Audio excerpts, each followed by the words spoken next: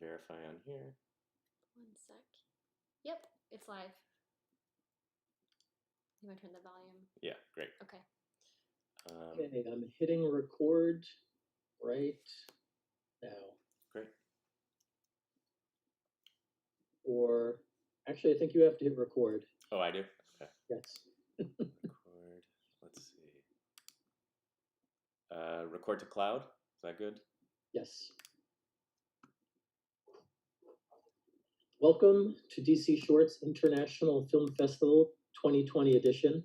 I'm Peter Morgan, the DC Shorts Executive Director. Welcome and thank you for being here. This is the Film Distribution Workshop with StudioFest's producers and filmmakers, Jess Jacklin, Jake Bowen, and Charles Beale. This year's film festival is all online due to COVID-19. And despite COVID-19, we're excited to continue the tradition of DC Shorts workshops for our 17th year. I'd like to thank Jess, Jake, and Charles for being here today and for participating in DC Shorts. I'd also like to thank our major funder, the DC Commission on Arts and Humanities. DC Shorts 2020 is screening 163 short films from 20 showcases, from 34 countries on 6 continents. And if you have not visited the website yet, please visit dcshorts.com, check out the showcases, and purchase tickets. Jess, Charles, and Jake, I'll let you take it over. Great. Thank you, Peter. Thank you. Really appreciate it. Yeah, so I just want to say that when you asked us to be on this, we were really excited. We've had our own films here at DC Shorts in the past. Jess and I have, and we've had great experiences every time we've been here. Myself, I think I had one of the best screenings for my films, and Jess, actually, do you want to tell them a little bit about what happened with your film here? Yeah, I had like the best case scenario when you have a short film was I met someone at DC Shorts that liked my film and connected me to PBS, and I ended up getting lumped in with a group of films that they distributed through Maryland Public Television and then nationally through PBS. So that was really awesome. So we got a lot of great networking in, and I'm so happy that the festival's happening this year online and people are still meeting each other and forming those relationships. So yeah, we love DC Shorts. Before we get started, I just want to let everyone know, all of our audience members, whatever platform you're on, start typing your questions, front load your questions. We'll build a backlog, and then at the end of this, we're going to address them, and we're going to try and be really tailored to what you're asking. We want to have this become a conversation. So a little bit about us. We are StudioFest. We're producers at StudioFest, which is a unique film festival that partners with short filmmakers, short film directors, and feature-length screenwriters who have yet to make their debut feature film. And we partner with them to make their debut feature film. So we finance and produce it. And so, if you are at DC Shorts and you're wondering what that next step is, take a look into StudioFest. Yeah, definitely. We were all on the festival circuit with our short films and talking to other filmmakers that were at the stage that many of you are probably at, where you have a great short film, maybe you've done a few great short films, and now it's, okay, I'm ready to make a feature.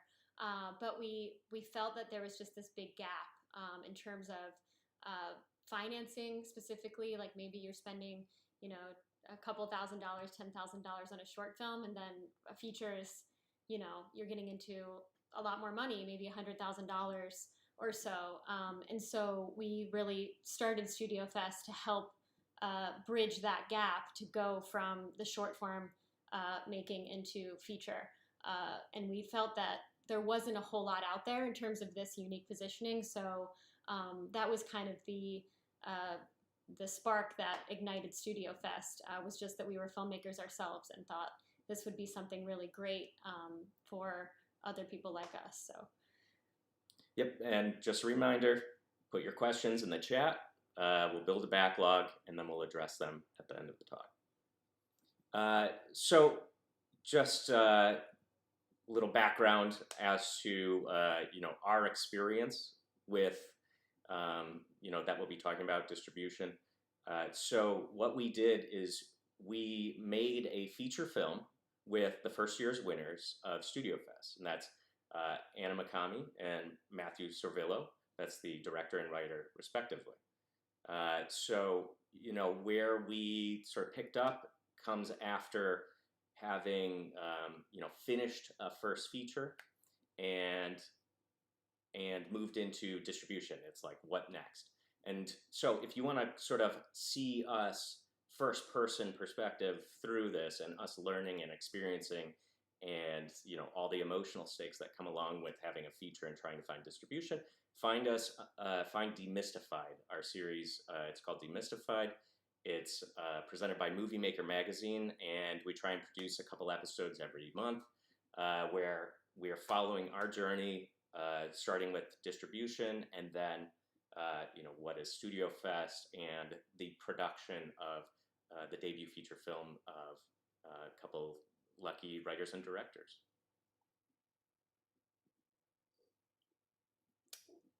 So I think, Jake, Jake will talk. So Jake's going to talk to you about American film market, which was kind of the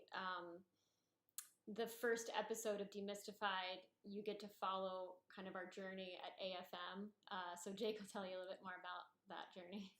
Yeah, so hi, I'm Jake, sort of the third man to this operation, and I also narrate and edit the Demystified videos. So if you recognize my voice by any chance, this might be because you've watched some of those videos at this point. So yeah, so we had a feature finished, and we still, even at that stage, didn't really know what to expect with distribution. Like, how feasible is it? Where do you start? And so we just kind of decided to go find out. And so we well, actually, Jess and Charles emailed a number of distributors that we saw that were going to be at the American Film Market. It takes place in Santa Monica in November every year. And I don't know, they must have done it digitally this year, but that goes on every year. And we had this relationship with Movie Maker to be able to say, we're making this series and we're trying to get our film made, and we want to record the process and let people see what that whole thing looks like from start to finish. And ideally, get the camera inside the meeting so you can really hear how this works. And so we got a number of meetings with people. A few distributors were open to it and said, come on down. And we got tickets to AFM, and we went there and we just talked to people. And by the way, we actually didn't know. We just want to clarify that initially we weren't sure how much of us getting in those rooms had to do with being able to say, we're making a series with Movie Maker magazine, can we come talk to you, or how much of it was just we have a film and they're distributors and they're interested in seeing what we have to offer. And I think it's safe to say that you don't necessarily need to have that some other in to do that. That anyone that's serious about it should be able to get a ticket, go set up some meetings. And in fact, we even got a meeting with a distributor that we didn't have a pre-scheduled appointment with. We didn't end up being able to take it because we weren't there. But the point is, we went to the place and we just met with people and talked to them and asked them questions. And so that's how this got started. Yeah. So we should caveat what we are going to talk about, some of the things that, we quote unquote learned. And just so everyone knows, we're talking about features here. So this is, a lot of filmmakers that are in shorts, a lot of people want to move to features, make that move to features. And so what we're doing is talking about, we were in a position of having no history and our first feature. And so that's going to apply to everyone here that's ready to get into features, is thinking about getting into features, what kind of things they can be thinking about before they do that, before they start walking down that path. Because, we learned a lot of stuff, but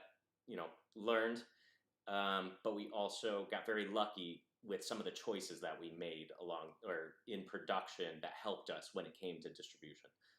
So these are things to think about and take with a grain of salt as well, because some of these things may or may not apply to what you're trying to do. They're not going to be catch-alls, and also, you want to make sure that you're not compromising, the soul of your movie, that you're not, undermining the story that you want to tell for the sake of ensuring distribution necessarily. So, we want to talk about that kind of stuff, and everything that we're talking about, take with a grain of salt. Use it as a spark to your questions and finding out what is the right path for you specifically.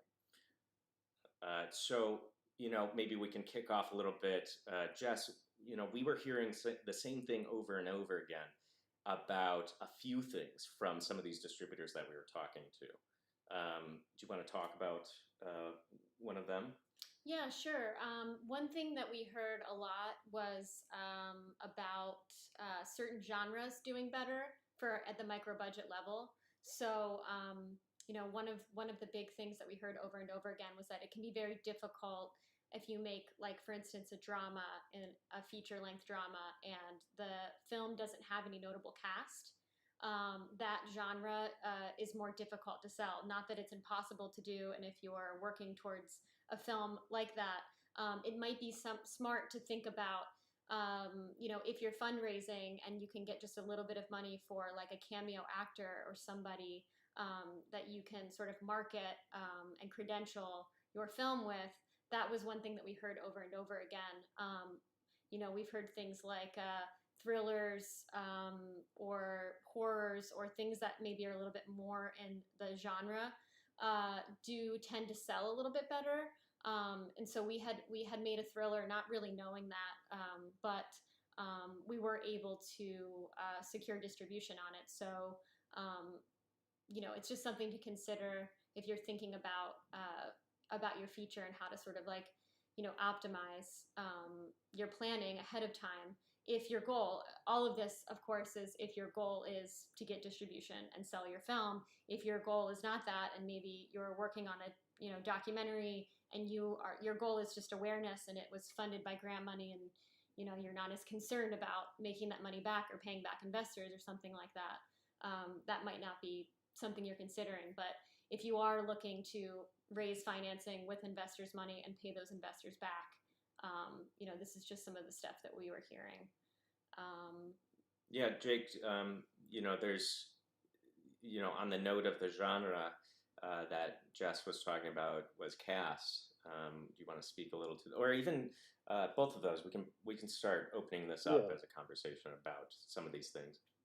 Yeah, so just working over that, I think, when you go to a place like AFM, first of all, it should be stated that that is one market that is serving, in this case, the American film market. And so they have there's a certain thing they're looking for that might be slightly different from what you're going to find in Cannes or a number of other markets. So that's the first thing to keep in mind, the first grain of salt to take a lot of this with. I think what a lot of people think about, myself certainly, when going into this, is you don't want to you want to make sure that, like Jeff said, you want to maintain the soul of your film. You don't want to sell out, or you're afraid that you're going to sell out. And so when you start hearing things like this genre does better than this genre, some people feel that temptation to, okay, then I guess I have to make a horror movie to be able to be a filmmaker. And we're not trying to, what I like to look at it is that these are just tools. These are pieces of information that you can take or leave, but that allow you to make better informed decisions about how you go about your movie. So let's say maybe your magnum opus happens to be, it just happens to be horror. That wasn't like a choice cynically made just to fit an algorithm or something.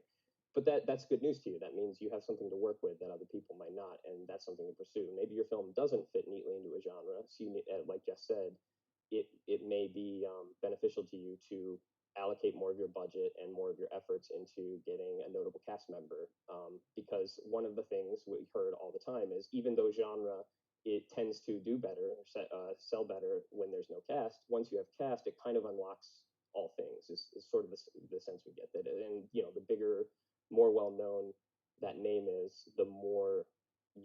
can be almost anything you want it to be, and so and still survive in that market. Excuse me.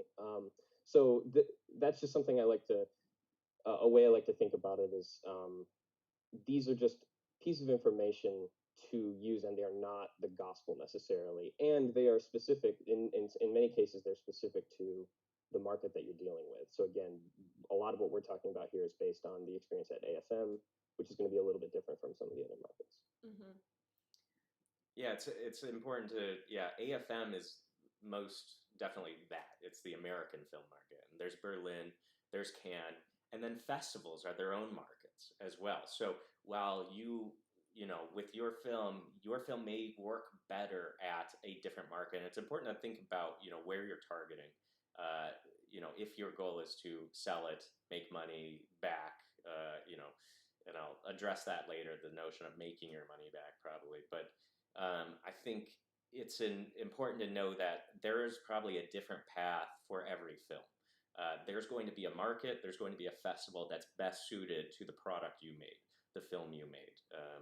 If it's a little more artsy and maybe a little weird, South by might be a great festival for you, and it's considered a market. There's a lot of potential for getting distribution and selling from there.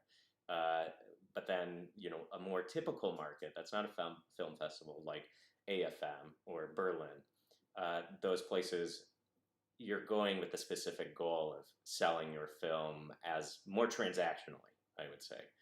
So it's something a little more traditional when it comes to sale. So you want to think about what is the best market for your film if you're looking to find distribution on it, and whether it's a festival or Mm-hmm. a traditional market. Mm-hmm. So I'm looking at people's questions here because, a lot of people here have short films, and so they want to, talk about shorts. So yes, I remember seeing, proof of concept or feature development. Okay, so yes, in terms of having a short film and it being kind of a proof of concept for a longer piece, wonderful strategy. A lot of people have successfully done it.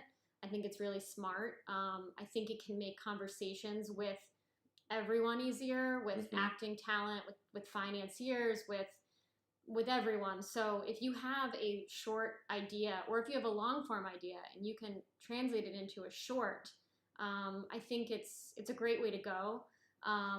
What I will say is this, and episode 5 of our series talks a little bit about how the cavalry isn't coming. Mm-hmm. I struggle with that word. And I think it's true. I think this is the thing, and we'll just be honest about it. When you have a short film and you're doing the festival thing, there are so many people ready to get into the feature game. And I think there is an expectation that filmmakers have that you're going to go to festivals with your short film, and then you're just going to meet people that are there to finance the longer version of what you have spent all this time on. And I know that it happens. I'm not saying that it doesn't happen. I would just say that it's rare, and you're probably going to have to make the feature too. It's just what it comes down to. If you've been the producer on your own work, if you've gotten all those people involved for the short, the process of making a feature is most likely going to feel pretty similar to making your short film, in that it's still probably going to be a hustle where you have to go, generate interest, get the right team members involved, and make that. That's just been our experience.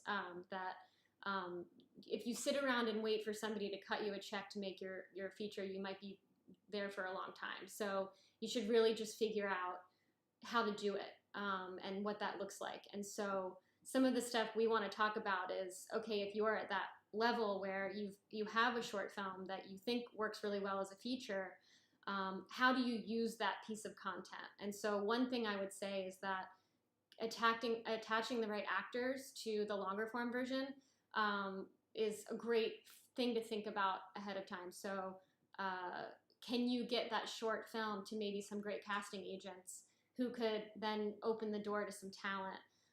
Can you just get on IMDb Pro and think about who's the feature equivalent to the actor I worked with in the short that I want to work with? And now that my short film went to DC Shorts and won an award here and here, this manager might just take a cold call from you with your short film, look at it, like it, and think, yeah, this actor could be good for this, and then, open some of those doors for you. So it's a great piece of material to have to work with. I wouldn't say that you can count on it working in the way that somebody's just gonna, hand you a check for the feature until you've done like a little bit more producing, meaning attached a great EP, submitted to StudioFest, and we're making your movie. That's one route. And that's really why we exist, is that thing really didn't exist. So we're trying to sort of fill that void a little bit. But the void is still very much there. So, maybe, take some of the things that we talk about Demystified into account and add that onto your short film, and then try to go get the financing. So, yeah. Yeah, really what a short film, a proof of concept does is it makes it really easy to not misinterpret what you're trying to do. Basically, when you're in front of investors or you're in front of potential casts or producers, there's a lot left up to interpretation. And the clearer you can make it, the easier you can make it to get behind you and trust that you're going to follow through on that vision, the easier it's going to be for them. And it's just a part of that pitch process, it's part of that presentation. So, it's a proof of concept. It's a pitch deck. It's something that, you are putting in front of somebody saying, this is exactly what I'm trying to do, just longer. And I want these people attached to it, and I want your help. You got to make it easy for them. And so a proof of concept can be really good for that. Mm-hmm. I think George Lucas, went around Hollywood pitching Star Wars, but it wasn't until he had the concept art and made a very clear image of what he was trying to do. Until then, or that's when he was able to get financing and producers attached to what he was doing. Mm-hmm. He had to make it very clear what he was trying to accomplish. Mm-hmm. We are seeing that right now. We're in development on 2 feature films, and these managers and agents, they want lookbooks. They need to see the visual, what you're thinking visually really quickly. You need synopsis, you need characters and casting, you need a tone, for what the film is. And so even if you don't have a short film that works as a feature and you have a great, idea, make sure that a lookbook, I would say, is a part of sending the script out. Right. Have that visual.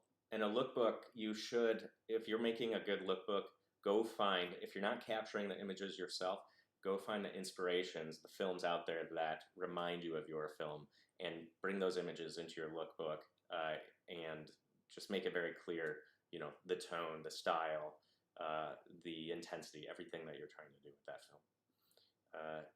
Sorry, we spent a lot on there because it's all about, a lot of this is about the pitch. Okay, so it's all about traction, short film feature. So traction, I mean, this is a really good note. So someone here is writing, it's really all about traction, whether a short, a feature, a doc, genre specific. You need buzz and or numbers to attract buyers, distributors, agencies. Overall focus on building your brand. This is true. This is something that we're sort of working through also in Demystified, which is the idea of like filmmaking collectives and things like that. So, it's such a community art form. You're always working with lots of people. And so, thinking about where you can forge those partnerships and where you can cross-promote each other's work. So where maybe you can self-distribute, and that's another route to go entirely. Something to think about is if you want to self-distribute, I think you need 3 films minimum for Amazon. And so this also applies for Apple. So this applies to short form filmmakers too. I've seen some people with shorts finding other people with short films that are like their shorts. So this is something really smart to do. And then you can put all of your shorts together to a feature-length piece of content. An anthology, essentially.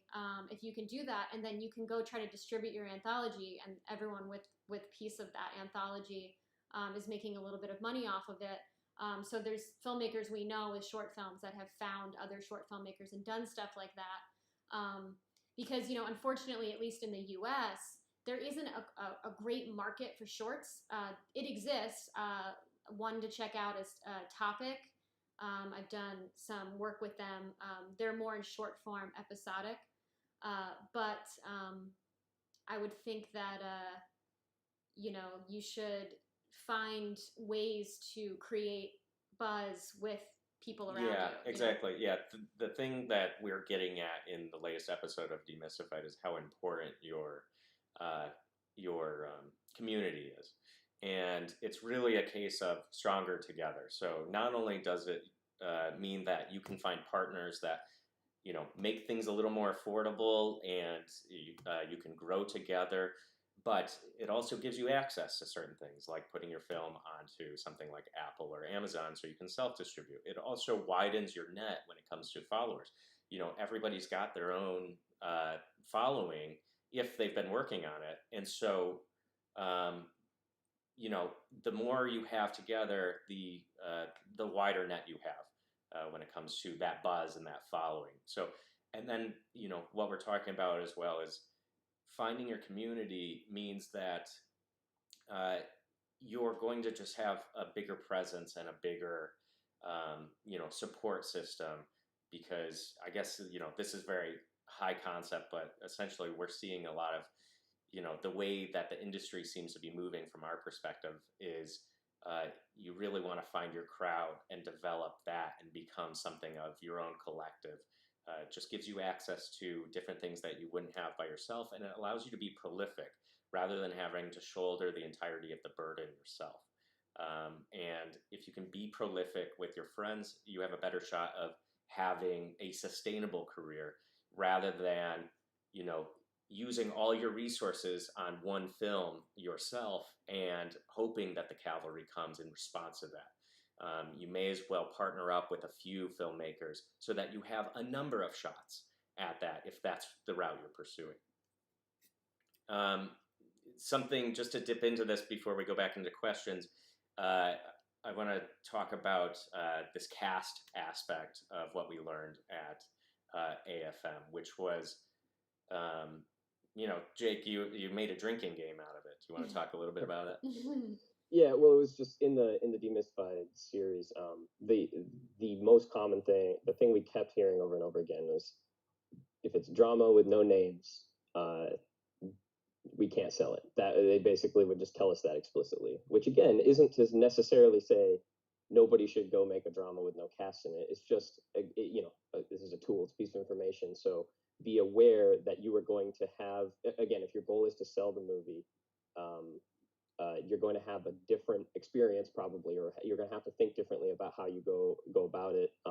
If you have a straight up and down drama that doesn't have any notable names in it versus if you have a very genre film or a film of any kind or a drama that happens to have a name actor in it, let's say. But yeah, that was just a repeated thing. And so in the series, I just kind of tongue-in-cheek sort of made it like a drinking game, that every time you heard that phrase, take a drink. And some of the distributors, we should say, were a little more emphatic about that than others, and it probably depends on the kind of the range, like the budget ranges and revenue ranges that they mostly deal with. Some are more in that like really, really ultra low budget stuff, and some are in a little bit more of that mid to upper low budget area. But that was still a thing we heard constantly. But again, I just want to stress that if you haven't made the film yet or whatever, you can take that information and use it in a way that doesn't compromise what you're trying to do. So if that drama and that story as it is important to you and it needs to stay that way, then pursue cast or don't, but be aware of what that will mean as far as selling stuff. And there are other avenues too. I mean, if you made a drama with no names, but it just takes Sundance by storm, you're probably going to have very different prospects than just a person off the street with a drama that no one's seen walking right into AFM. So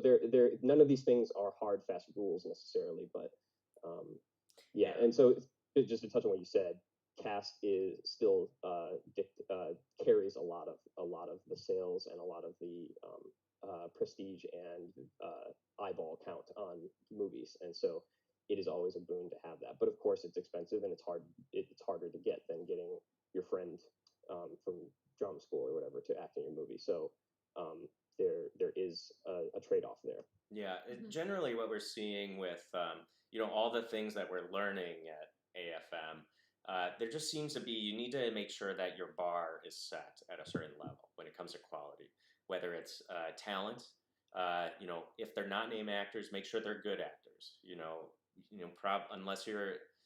Unless it means a lot to you, and you're okay making this compromise,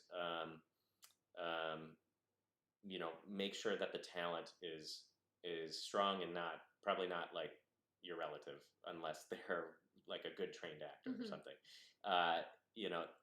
And that's one of the things, looking into SAG and figuring out how to work within their rules and their confines to ensure that you're getting top quality actors. And the good news is you're at DC Shorts, so you're probably already making great short films with great actors. So you probably are already doing that, but it's just good to know. Yep. The next thing is really equipment and what you're shooting on. So there's some flexibility to this, but if your goal is to get onto Netflix, you should look at their page, and they have a list of certified or approved cameras that have a high enough resolution, that are future proofed is the term that they use, far enough out so that they know that if they were buying your film or picking up your film, it's going to be streamable to their standards. It's going to be shareable to their standards. So make sure that if that's your objective, make sure you're using the cameras that they are looking at. Otherwise, making sure that your image is good is something that can really put you in a good position to succeed. So, for instance, when we were in one of our interviews, we were told consistently they're buying things that seem to be shot with Cook lenses and the RE camera or the Amira, which was really funny because that's exactly what we used on Souvenirs, which was the first film to come out of StudioFest. So that's a case of us getting really lucky, actually. So, there's a look, there's a quality and a caliber that is easier. It makes it easier for a distributor to say, yeah, this I can sell, this I can bring to other territories, and it's going to pass their quality standards. It's going to be higher than their quality bar. But, there's other films that are, wonderful that were shot on iPhones with great color correction. So, like everything, it's not a script. It's just, these are some of the things that we heard.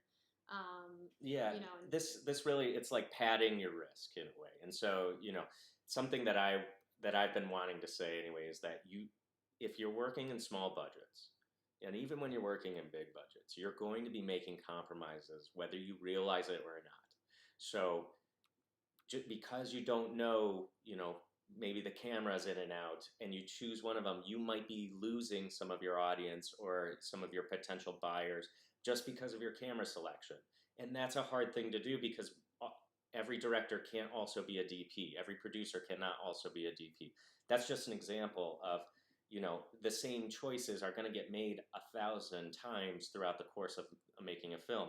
So, you're looking at one cast versus the other. One of those cast members might have a larger following, which means unlocking more territory or potential sales.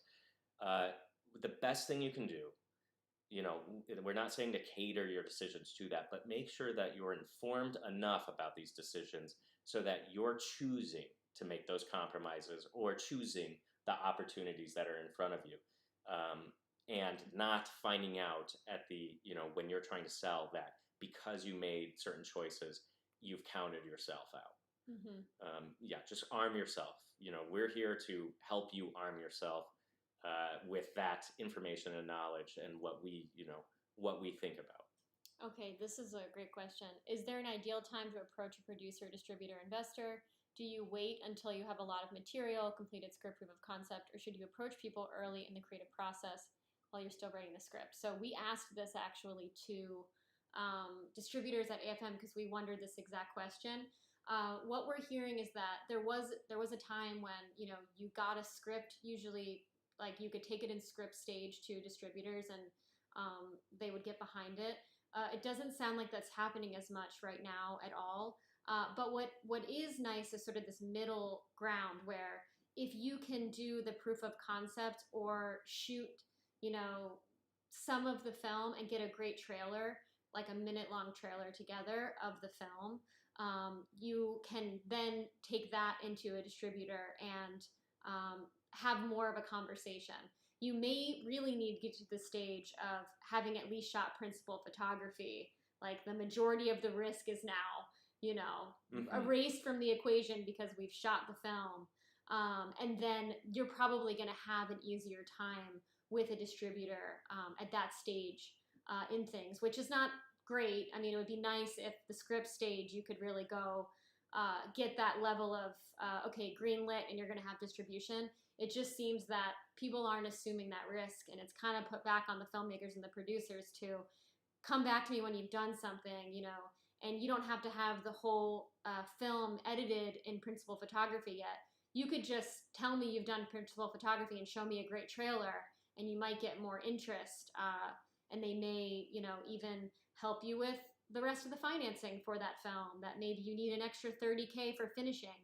It's a lot easier to get money for finishing after you've done principal photography and you've sort of eliminated some of the risk of getting most of it done and it's shot, because the hardest part about making a feature film is the getting on set, capturing all of your footage. Once you've done that part, you've done the hardest part of the process.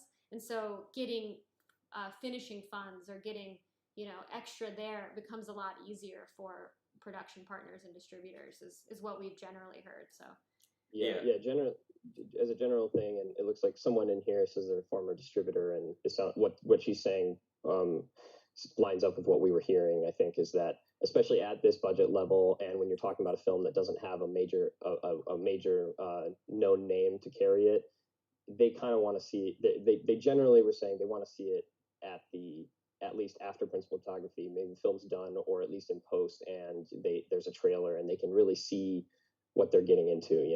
That's mostly what we heard, and that it sounded like it's pretty rare that you could just bring a script in there and say, can I get distribution, or start talking about distribution at this early stage.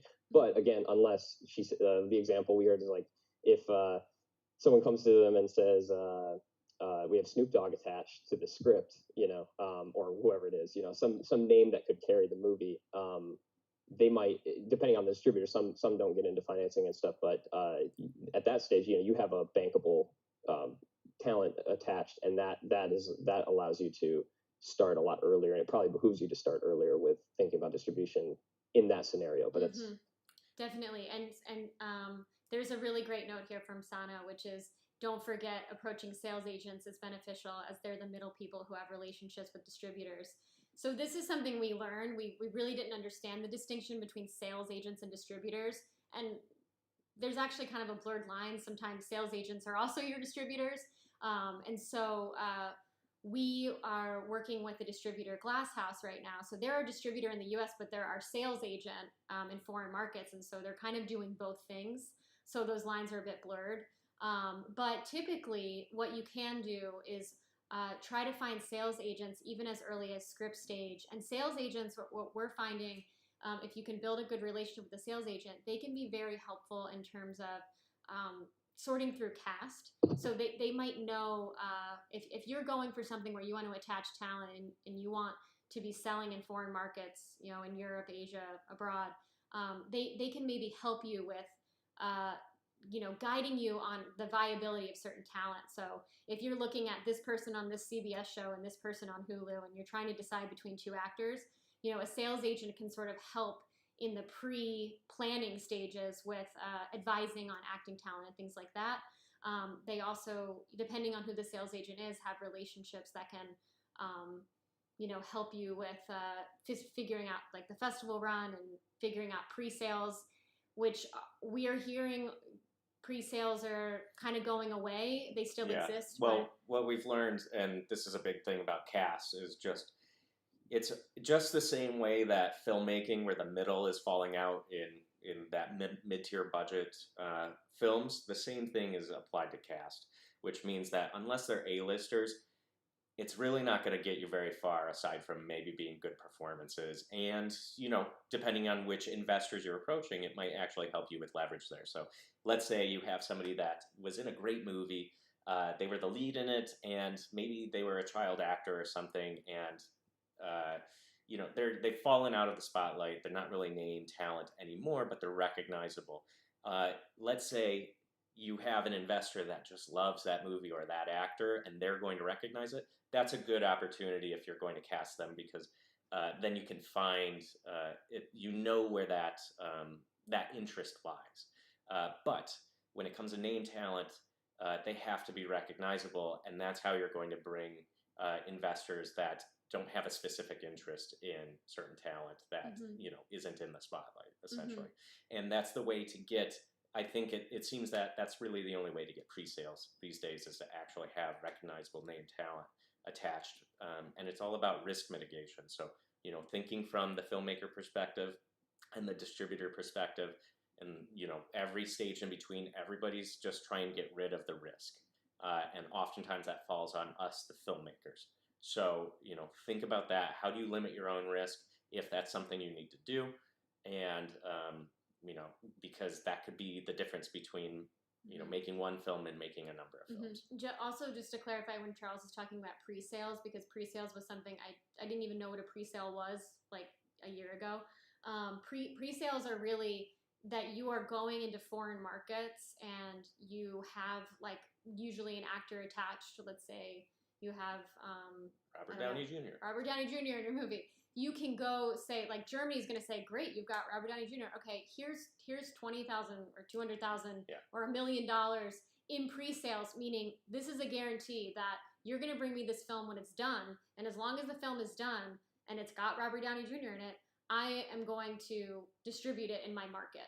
And so a lot of Hollywood films, traditionally were made in this way, where you would package everything. You'd have the writer, director, the actors. You would go to foreign territories. You would get the money up front, because if you've got the money, then you can understand, okay, if I've raised $2 million, I'm going to make this thing for $1 million, and you sort of have an amount that you're working with, and it sets your budget. So yeah, though making it for $1 million is the very savvy version, but generally it was 200 million, and I'll make it for. Yeah, but whatever you got from pre-sales, that was your budget. You just didn't go over that, and you survived. Sure. And then hopefully, you also saw revenue in the box office beyond that. But they used to package your pre-sale.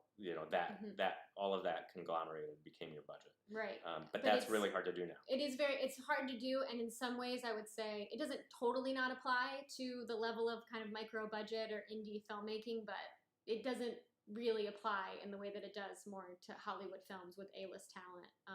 But it is just something that you might hear talked about when you're, approaching sales agents and stuff. And the other thing just to call out is that just in general in the distribution world and in the, world of sales agents, there's definitely predatory behavior. Like there are definitely people that are going to make a lot of promises to you, and it's a conflict of interest. It behooves them for you to not know everything at the table. So definitely do your homework. And one of the best things you can do that we did actually was just look at the films that they've gotten behind as sales agents and distributors, and just talk to the filmmakers of the films they're repping, because you're just going to get filmmakers love to help each other, and so you'll get responses from people, and they'll tell you like, don't go near this person, or it's going well and making money, so definitely do your homework when you're, enlisting these. Yeah, it's really as simple as reaching out to people, both on, IMDb Pro and finding people on there. You kind of probably have to establish your track record or stay intentionally vague and, seem like you're somebody. Just don't, email them from a Hotmail account or something, and then, or a junk mail account. But I forgot where I was going with this. I don't know, but what I will pick up you can on. reach out to people. You don't feel ashamed of just reaching out to people and asking questions and trying your best, because what do you have to lose, really? Yeah. In terms of approaching distributors, so this is just my opinion on it. I think that what I've heard and read, because there's been some great filmmakers that have done like aggregates. I can find the link and put it on this chat, but they've just talked to like 50 distributors and they asked them all the same 5 questions. And most of those distributors have answered, like, the big ones, Neon, Magnolia, IFC. They're all saying, like, we don't really take unsolicited material. We don't really, don't just cold email us. But what I would say is that most of those distributors show up to places like the major film festivals, and they definitely are most of the time, most of them were AFM.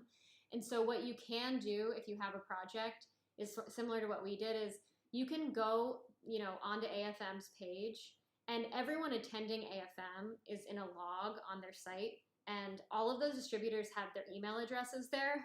So just, I would say approach them when the doors open, because during AFM, they will take meetings with filmmakers. They will respond to you and give you a time slot to come by. If you're going to approach a distributor, just be thoughtful about their willingness to talk to you. You're going to have an easier time if you're at South by or Sundance or Tribeca or at AFM, just where the distributors are actively looking to acquire something, instead of just, I'm going to find this person on IMDb and send a cold email, on a Wednesday. I think you should try to approach them when they're, Yeah, so open we for got another business. question here about getting films onto Netflix and Hulu. So what we learned from that is that these, distributors or the people you're taking meetings with, they function as nets themselves. So it's actually pretty hard to get into unless you have a personal contact at Netflix or Hulu, and you have no and if you have no track record, it's going to be difficult to reach them. Just like Jess was saying, business isn't necessarily, they don't want to take unsolicited material. But if whichever distributors that you're working with, they may be the ones with the relationship. And until you are somebody with a personal relationship or a track record, you're probably going to have to go through some of these other conduits in order to get onto Netflix or Hulu. Mm-hmm. And if you're out there thinking, well, who are the distributors? I don't know, who distributes stuff. What you can do is, again, IMDb Pro is like your best friend. Just go to films that are like your films or films that you like. And you can find on there who distributed it, who was the sales agent. Start with the material that's close to yours, and then figure out who's affiliated with this stuff, who's interested in the kind of thing I'm making, and then try to reach out to them or find them at AFM, or if you end up at a major festival, try to set up a meeting with them. Right. Find the movies on Netflix that are like your film, and then go on to IMDb Pro and find out who was their sales agent or who was their distributor. Yeah. Work backwards. It's really a lot of hunting and clues. So, Jake, do you want to talk about souvenirs specifically a little bit? Sure. Yeah, and you guys can jump in for some of the specifics, but yeah, I think so. We've hit everyone with a ton of information here, but I think I'm channeling myself. If I was sitting by and listening, I'd probably be thinking, okay, I have let's say I have a feature film. I made it. I through blood, sweat, and tears, I made this movie for $20,000 or something like that. What do I do now? And so an example of what you could do now is, and we can talk about souvenirs as the sort of case study. So I guess first of all, should we just talk about what we made souvenirs for, and what level of talent or cast we had involved, et cetera, et cetera. And I'll let you guys talk about that first. Sure. So with souvenirs, or at least our program, it promises a minimum $50,000 cash budget. And then we leverage our festival, the notoriety of the festival, and the fact that there's an event and there's potential, through Demystified and all of our other avenues, we make for a interesting partnership with people that have services. And so what we did is we approached people. We work in commercials as well, and we approached a couple of companies such as Marmoset Music, Herd City, which is a sound mix facility, and ShareGrid, which is a peer-to-peer equipment rental company. We approached them and we said, this is what we're trying to do. We have these avenues of publicity, so you can benefit from it. Can we partner up? And so what they did is they gave us either free services or heavily subsidized us using their services. So at the end of the day, we ended up with, while we went, spent a little more money, we ended up spending around $80,000. The in-kind budget, which is the cash plus all those services pooled together, the in-kind budget ended up being between $200,000 and $250,000 value. So that means that, the overall look, the quality, it's equivalent to something that's between $200,000 and $250,000, even though we've only spent, $80,000 cash. Yeah, so and that was something we got directly from these meetings in AFM. It's because that was one of the things we were really wringing our hands about, is when you go to sit down to talk about distribution, you'd hear people say, "Don't tell them how much you made it for," or way over, try to oversell how much you made it for. Tell them you made it for $1 million when you really only made it for 1,000. That kind of stuff. And what we sort of found, and the way they talk about things, is like, what's the value of the film after you factored all those things that Charles just mentioned, and they call that the in-kind budget. So the movie looks like a $250,000 movie or whatever, even if the actual cash amount spent was a little less than that. So that's just a little. Yeah. And if I could just poke in for a little side note, this is the importance of having your community, because while you may not have a lot of cash, you can really elevate the in-kind value with your partners and the awareness that you can bring to your project, because you have a wider net and a wider following because of those partnerships and team members. So that's just something to consider, is that you can bring more value to it by having friends, by having team members. And make sure that, if you are somebody at the stage of you've made a film, maybe you spent $100,000 on it cash, but you should really be thinking about everything that you got for free. So one example of somebody at AFM told us, if you got a location, say you had a scene at the grocery store, or you had a scene at the movie theater and you had a connection to that movie theater and you knew the owner and they gave it to you for free. Well, think about what that would have cost had you not had that relationship. That is something you can add on to your budget. So you can say, okay, that would have been 10 grand if I had to shoot at a movie theater in LA for a day or 2 days. That should kind of go into when you're having discussions with distributors about what you're looking to make and how much the value of the film. Those amounts should be part of how you value what you did. And this is something that is very frustrating. You'll hear a lot of distributors say, just make your money back.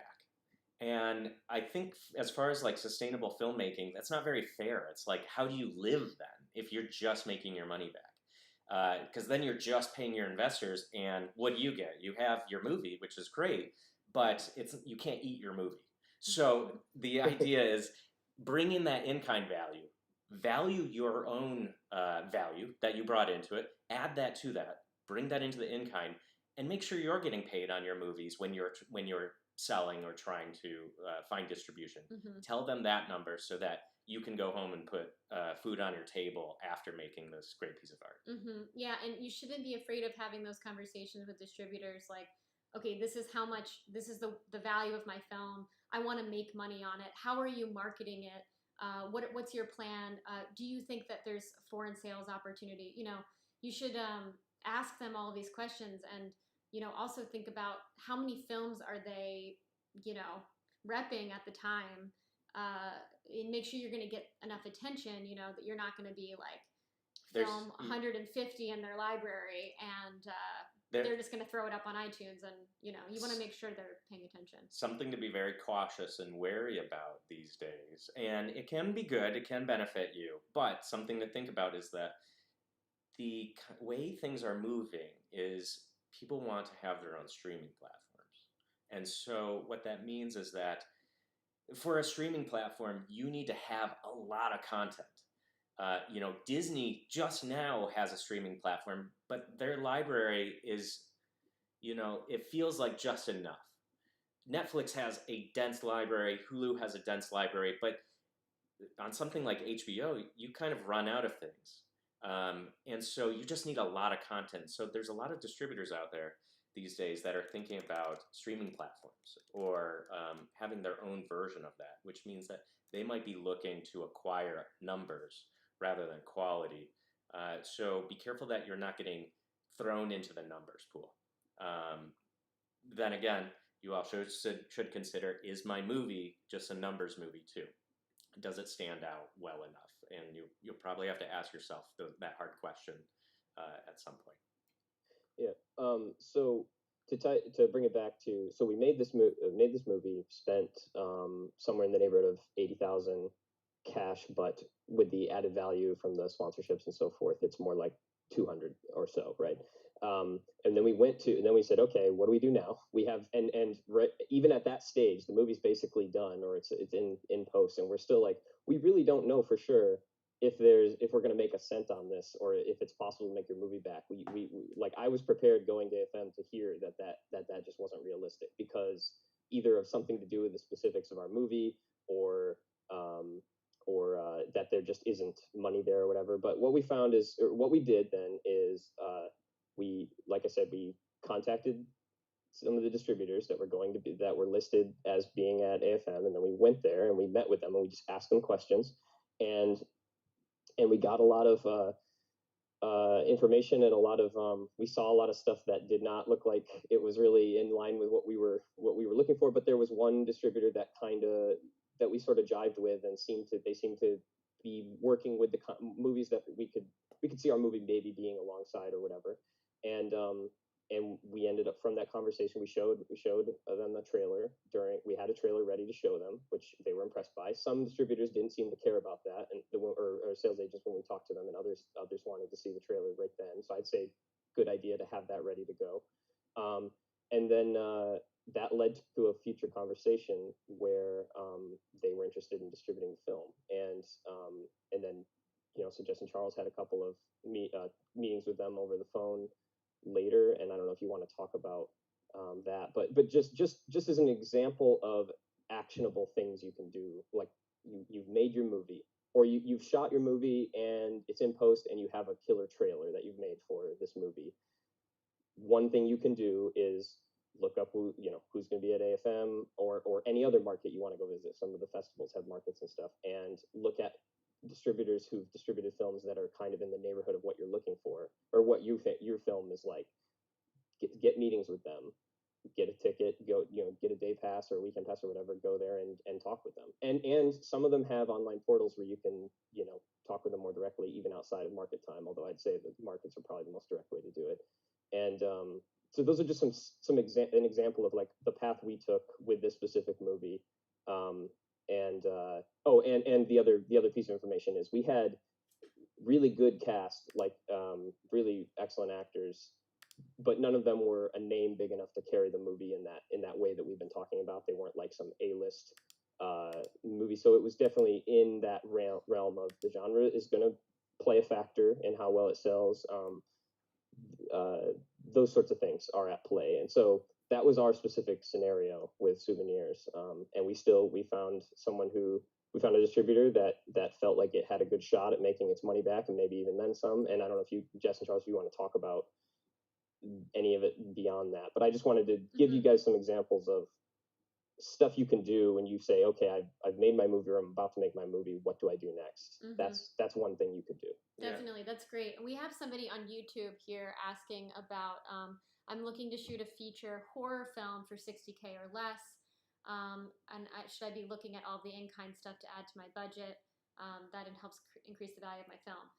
And then also, did you look into overseas pre-sales? Okay, so yeah, the good news is that we did hear that horrors tend to be a little bit more viable in terms of sellability. We also did hear from one distributor, and of course this is just what we heard, was that if you tend to stick within like a $60,000-ish budget, you should be pretty safe in making your money back. Assuming it's a good film, and especially if it's a strong genre. So yeah, and if it's a strong genre, sounds right in line with that. Yeah, you should feel like, okay, that's a safe budget range. Without having big talent or anything, if you make a good film, you should be okay there. But absolutely, what you should do is if you have $60,000 cash, but you get all these favors beyond that cash that you put in, like your locations get comped, your DP said like, okay, it's an awesome script, I'm going to do it for $2K for the whole thing, and he would have been a $12,000 line on your budget.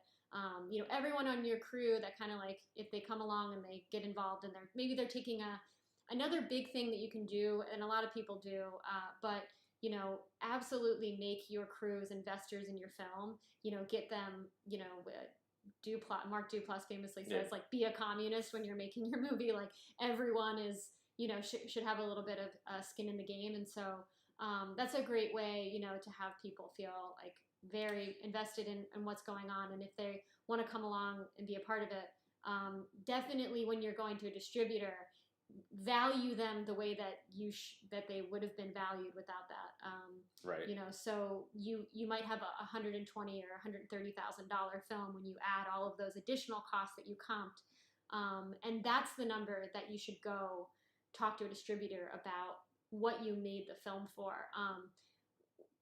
We didn't know if we should say numbers. We really were just kind of like, we just asked the distributors, like, should we tell distributors our number, which was probably very naive of us, because of course they're going to be like, yeah, tell us. But we happened to talk to somebody who is really great and wonderful and teaches a lot on Stage 32. And so she was very open with us about sort of the in-kind valuation. And I kind of stand behind that. I think it's a fair way of valuing what you're doing. And I also think that if you try to pretend that you made a $60,000 film for $800,000, the distributors know that it didn't cost you. Yeah, they can kind of spot that generally. But if your movie seems like it's an $800,000 film and you made it for $60,000, you're probably doing well at festivals at that point. Right. So you should go to festivals and see if you can actually get that number. Sure, go for it.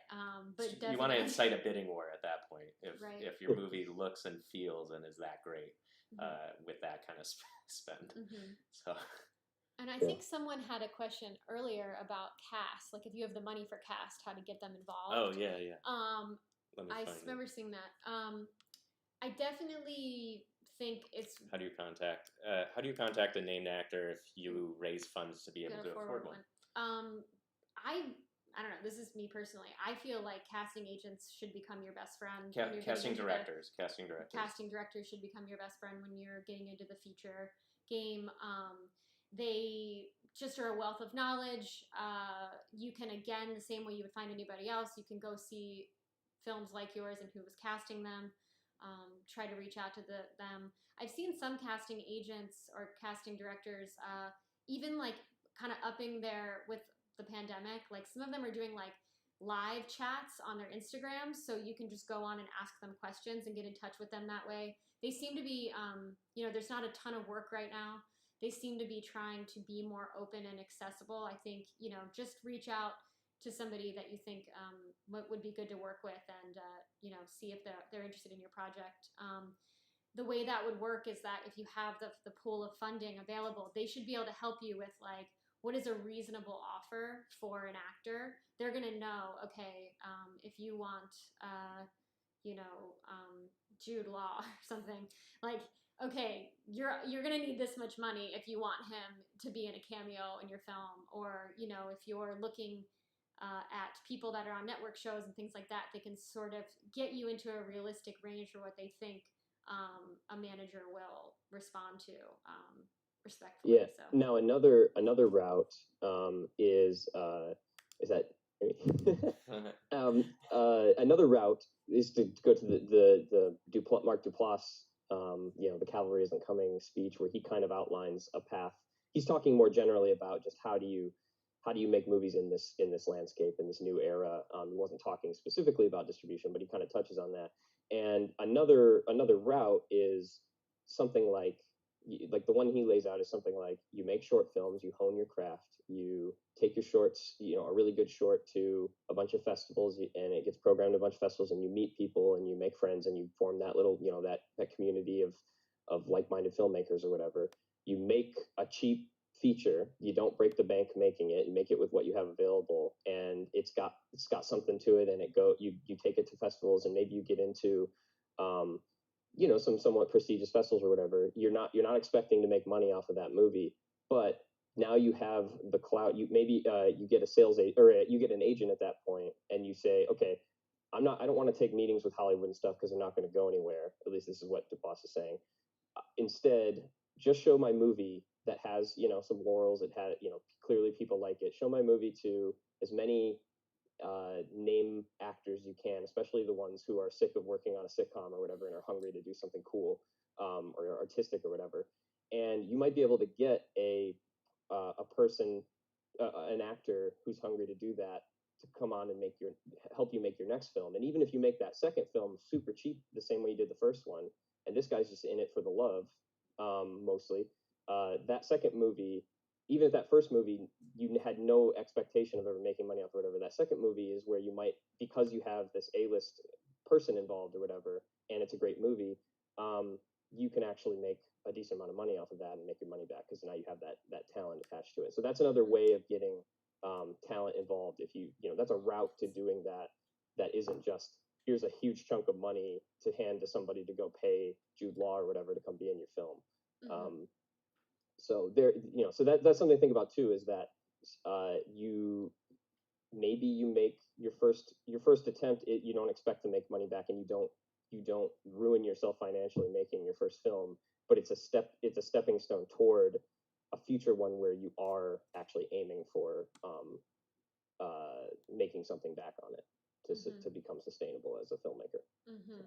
Yeah, it's, you know, you have to decide what kind of filmmaker you want to be. Do you want to just tell one specific story? If that's the case, then do it your way.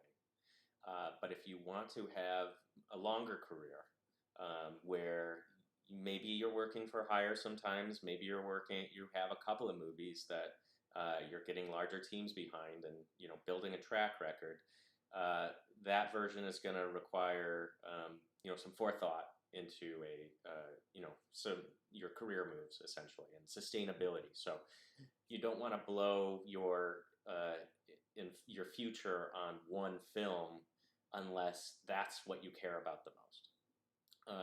Otherwise, you want to try and make, you know, educated decisions, so that, you know, you make enough money on the first movie so that your investors are going to, you know, re-up on the second movie.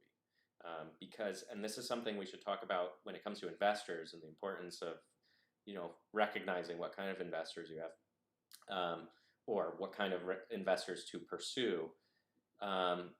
You know, it's important. I think somebody asked a question around expectations on investors, and the typical one is what you really should caveat. And what you really should caveat is that movies are really tough to make money.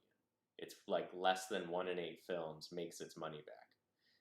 So your first couple of films, before you have a track record, your investors should know and be comfortable with not seeing their money back, just in case, and you should be comfortable with that because you're an investor in that. That being said, a part of this whole collective approach is what you're doing is mitigating the risk. You're bringing people together to lower the amount of the risk, the spend, and you can make it a safer investment. And that's sort of what we see StudioFest as. We're an instant support system that has means and relationships to elevate the value of the films that we're making. And what we're doing for the investors and what we're doing for the filmmakers is mitigating their risk, which means a sustainable career. You should really consider us a career launching platform. You know, you're going to make a movie with us that we designed with you, and potentially with partners, and it's an opportunity to start and kick off your career, and have a feature-length film under your belt, because you know, it's really tough to get into features, and it's really tough for other production companies or investors to trust a filmmaker that's never done a feature with their first feature. So that's what we're trying to be, is that support system that lends credibility and credentials to talented filmmakers out there. So as far as like investor expectations, make sure that they know there's a high likelihood they won't see their money back. And there's 3 different kinds of investors. The first investors you come up with are probably going to be, you know, relatives, family members, people that care about you. They want to see you succeed, and they're, you know, fully expecting they're not going to see their money back, but they want you to have a career. The second one is, and this is sort of, these are at the second and third investors are at the same levels, and really it's people that are expecting a return and want their money back, and you need to have a track record, you need to have everything down pat, your team, your cast, and, you know, you need to minimize their risk, because that's why they're getting involved. They have an investor perspective. And oftentimes, certain investors, if you have a good enough system going, they aren't going to care what the product is, what you're even making, because they know that there's a return to it. But movies are really risky. So again, make your community, find a way to limit that risk, and it might give you access to those kind of investors. The third kind of investor that runs in those same groups is the investors that want to rub elbows with the talent, yourself, the crew, people that they see an opportunity in a relationship that could come of it. And they, don't have the expectation about getting their money back, but they're getting something else out of it that money really has a hard time buying, which is, oh, I get to go say hi to Jude Law? Yeah, okay, I'll give you like $1,000. I think there was a post recently about how Steve Carell put up dinner with Steve Carell for a bid, and people were bidding on it, and it got up to $31,000 to just have dinner with Steve Carell, and then he outbid everyone, so he didn't have to have dinner with anybody. So, but anyway, the point is that there are people that are interested in rubbing elbows, and so that's a type of investor that if you can get name talent attached, or people specifically that those investors are interested in, you have an opportunity in potentially being able to finance your film. So think about those three kinds of investors. Mm-hmm. Their expectations are all different, and yeah. Sorry. Sorry. As far as investor expectations as well, it's important to, whatever your agreement, not only is, you have to be clear that they're super risky, but also you want to make sure that they have limited say in what you're doing. A lot of times you're forming an LLC or a company that your movie's going to live under. And depending on what their stake is in it, they could take control of what you're doing. So, in your contract, you should be saying things like, they have no voting rights. If that's what you want, they have no say. You're the manager. Things that allow you to continue to do your job without being, overrun by your investors. Mm-hmm.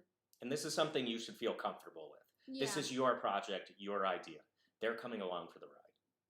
Yep, totally. Someone here is asking about crowdfunding for your projects. The thing I'm really interested in right now that I think super pretty new and super interesting is WeFunder, which is not the same as Kickstarter or what's the other one? Kickstarter. Indiegogo. Because there's been a change in laws recently, and so there was you couldn't just be an investor on any project, and WeFunder is basically a platform for that. So instead of just putting your project up and giving everybody a T-shirt that contributes, you can actually on WeFunder take on investors, which is a totally different thing, and I think that it opens up a different pool of people. And so we are seeing startup studios going to places like WeFunder, and what WeFunder is a site where investors are looking to invest in startups, not just films, but any startup like you would find on Indiegogo or the other ones. But it's different in that, they might be more interested in putting money into something where they're actually going to get, a piece of the studio or a piece of the film that you're making and actually be, a real investor. So that site's pretty interesting and something we've been looking into, and we are seeing other kind of filmmaking collectives and studios using that platform a lot recently. So that's one that we want to look more into, but right. we would suggest looking at that. And a good thing, just a rule of thumb, is if you don't have a lawyer, get a lawyer or figure out how to be legally savvy. I've considered going to entertainment lawyer school, law school, just to supplement all of this. But, make sure you're doing things legally sound. You're not putting yourself in a position where it's going to bite you in the butt later. And then when it comes to things like WeFunder, there are legal elements to it. So, do your research there, figure out, make sure you're buttoned up, because this is a serious business, whether or not we're in it for the art, it's still a business regardless. And so you got to make sure you're buttoned up and taken care of. That goes for everything on here. So someone asked yeah. about how do you handle rejection? I know myself, I've had several attempts at getting funding for a project, but completely missing the ball. How much of a salesman should I become? Oh, you have to be a salesman. Or if you're not a salesman, find one that is going to be one of your producers. Or if I'm not sure from the question what stage they're talking about, if they're talking about like trying to get financing or whatever, but if it's at the stage of, say, you're trying to get money to make your movie. I mean, again, we keep referring to this, and everyone should watch the Mark Duplass speech at South by about the cavalry not coming. But be aware that it is tough to get someone to hand you money to make a movie, especially if it's a lot of money, you know. And so in this era, and so a lot of people are making the decision that they just got to make it themselves, or at least that first one, you know, like make it with humbler means, and or one path anyway is to make it with humbler means and build toward making something that's bigger, that has big talent involved because they like you and they want to be involved with you or whatever.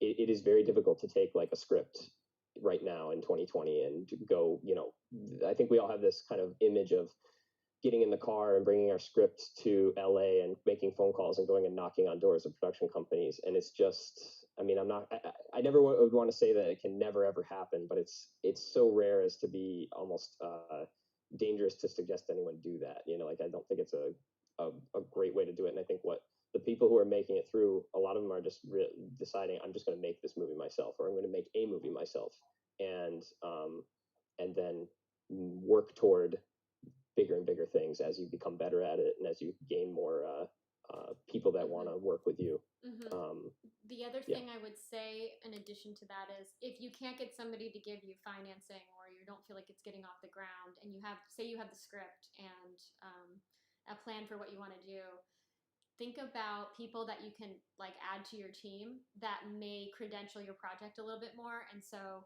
you know, we've talked about actors and things like that, but also, is there like an EP, you know, like an exec producer that's produced a lot of stuff, that you can reach out to, and maybe they could come on and sort of mentor, shepherd the work, or just, you know, sort of validate what you're doing. So think about people like in terms of team building, that are at a different level than you, that have maybe done a few things and, you know, can sort of credential you, because you have to make it easy for somebody to get involved with your project. And if you yourself are not credentialed in a way that somebody's going to feel safe giving you money, you can try to go find those people, you know, those mentors, and you know, you may never hear back. You might reach out to 10 people, but just keep trying to knock on doors, because you know, eventually you can hopefully align with the right people, you know, and the right groups. And there's also plenty of you know, like IFC, or you know, Sundance has labs. There's a lot of labs and things like that too, you know, if you're wanting to workshop and work through the shorter form version of what you're doing, to try to get some of those people involved in your journey to making the film. Right, and I think a big key to this is know your audience. The same with filmmaking applies to, you know, getting financing and team members on. You're never really going to be able to get somebody behind your dream unless you can help them make it their dream as well. So if it's investors and their dream is to make some money, then find a way that you're going to present where you think you've mitigated the risk properly, or you have a good shot. What team members have you brought on? What avenues of distribution do you have that are going to ensure that their dream is going to be realized? And the same applies to your other team members. The DP, he's been looking for a science fiction. Your you know, producer is looking for their first feature as well. You know, align your team, get them behind your dream by realizing their dream too. And so beyond the investors making money, yeah, that's an audience that you have to figure out, what do they want? And how does my dream work within what they want as well? Because that's, you know, it's going to be really hard to sell something to somebody who just doesn't want it. Yeah, and that applies to even just you're one person trying to make a movie, and you want, you know, you need help, or you need a team or something, and you meet some people. They're also filmmakers who want to make, you know, just 2 or 3 other people that have their own ideas or whatever. So maybe that might that might mean make a pact to help each other make each other's movies, over the course of a few years, and sort of lift all boats. If one of them breaks through to a big festival and gets a bunch of notoriety or whatever, now you've got your buddies along for the ride to help you on your next film, and maybe you can help them with theirs and so forth. So, yeah. Yeah, and I mean, DC Shorts is like a great opportunity for this, and we've seen it out of StudioFest. Like one of our writers and another director paired up and have in quarantine made a short film together that he wrote and she directed. And when we were talking to Joe, who programs DC Shorts, he said that all of the time, like he'll get submissions and he'll see two people that met each other, at the festival. So if you're sitting there like, I don't really have these people right now that I can think of to partner up with and stuff, the festival is the opportunity to do that. And I know you're doing like meetups and things virtually, but don't be shy about watching other people's work, finding an actor or a DP or a director, if you're a writer, that's a part of the festival, and starting to form those relationships. This is a great place to do that. And to tie that back into distribution, the idea is if you're not at the stage where you have a product that you think right now that you think you can, or product, I say product, but a film that is you think you could bring to a distributor who thinks they can then take and go sell and make some money back for you or whatever. You're not at this stage yet, and you're thinking, how do I even get there? This stuff we're talking about right now, going to short film festivals, meeting people, watching their films, helping them with their movies, and they help you with yours. Those are all building blocks toward getting to the point where you have that feature that actually has that ability to make its money back. And that might be your second or third feature, actually. It just depends on the path you take or whatever. But that's what we're talking about here, is like it's all in service of how you work in the modern independent film landscape to get to the point where you have a film that you can make some money back on and be sustainable and go make your next film. Yeah, it's digital this year, but you should be watching your fellow filmmakers' films here at DC Shorts, and reach out, make some friends, and make some partners. You never know who might be literally living in your backyard. So, there's probably somebody that's in the same state, in the same city, that is looking for a collaborator as well, and they've got work you like. So make some relationships, because the industry is all about relationships. I think it's moving into more smaller, tight-knit communities, but regardless, you can't make a movie by yourself, and if you do, then it's not really that sustainable. So if you want a long, healthy career, make some friends. I'd be remiss if we didn't address this question. How would you approach distribution for a movie with explicit content? What platforms do you recommend? I don't know that I can recommend platforms, but I will say what we learned is if you have explicit content, you're not necessarily the way that you'd be worse shape off in is counting yourself out of certain territories is really how it comes down to. So what we learned with Souvenirs is we happened to walk a very nice line where we weren't too explicit, and that saved certain territories for us, like Saudi Arabia and China. We didn't get counted out of being able to sell there and distribute there. But different countries have different censorship bars, and explicit material, drugs, alcohol, nudity, swearing, those are all ways that people may, or that territories may say no to your product and no to your film.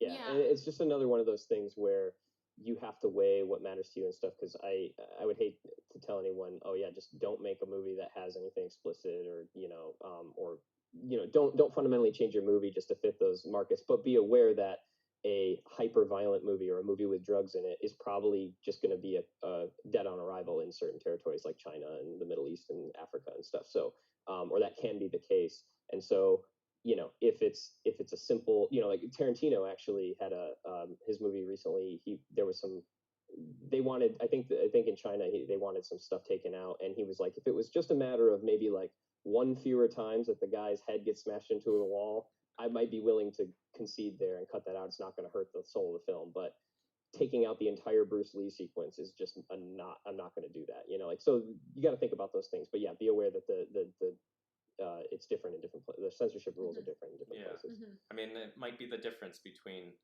a butt and boobs. So choose which one. Like, a butt. You can go further with a butt, I think. Also, to address that person's question too, it doesn't mean that you can't sell those movies. It's just you might have to find distributors who've got a track record again of making those more like raunchy comedies, and they have a niche somewhere in France or in the U.S. or whatever.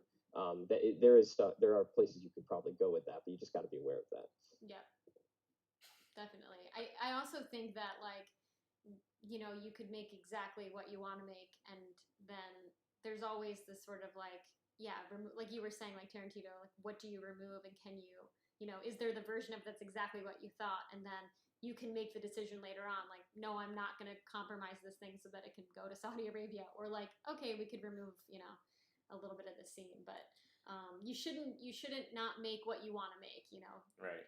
Execute on your vision. Or you might find that treating the butt like Jaws or the shark in Jaws, where you show it way less and it's a much more imposing, threatening thing, might actually make it a better piece. So, worth thinking about. I think we're coming up close to the end here. Yeah. Yeah, we are. So, this was really fun. And, everyone should follow us on Instagram at StudioFest Official, and then on Twitter at StudioFest OFCL, and then our YouTube is StudioFest Official, and you can watch Demystified on there, hopefully every couple of weeks, and then and feel free to reach out to us, contact@studiofest.com. If you have any questions you're interested in, let us know. Yeah, thanks so much, everyone. Please stay in touch. Check out our YouTube, like Charles said. There's 5 episodes and more coming. And enjoy DC Shorts. It's I mean, we mentioned in Demystified, it was one of our favorite film festivals, and get the most out of it right now. And thank you so much, Peter, for having us. Thank you, Peter. Hearing that, thank you so much. Thank you, Jess and Charles and Jake. This was amazing and informative, and we appreciate so much you being here. So thank you, and I hope everybody watching goes to dcshorts.com and checks out all of the other events and the films that are available and enjoys everything. Thank you. Awesome. Thank you. Thanks, everyone. Thanks so much. Have a good weekend, everyone. Bye.